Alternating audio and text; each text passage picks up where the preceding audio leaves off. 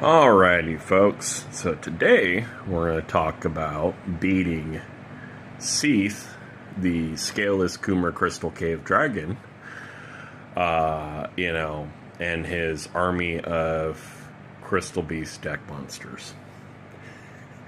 Now, as you can tell, I don't really like the Oppenheimer and Magellan rolled into one dragon.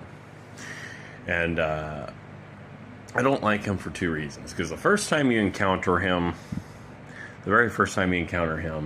you can't even win. You have to intentionally lose. Like, you're going to lose no matter what, even if you try to win.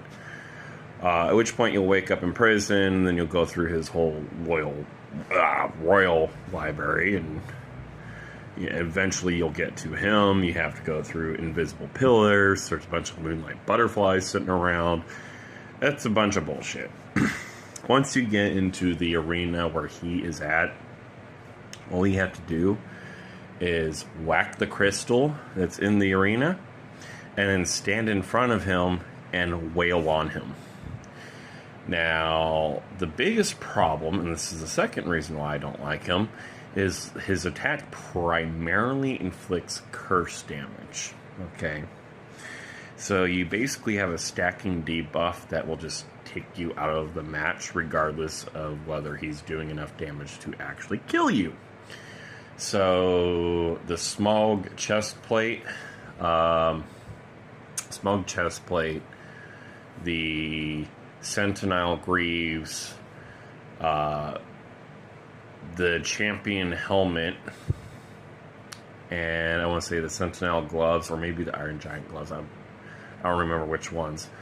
And the Blood Shield to increase your curse resistance is pretty much mandatory. He is basically a defense check. Other than that, he's really easy to beat. He's just really fucking annoying. If you want to cut off his tail, go ahead. But I'm going to tell you right now, it's not even worth your time because it's a pain in the ass. And there are better tails to cut.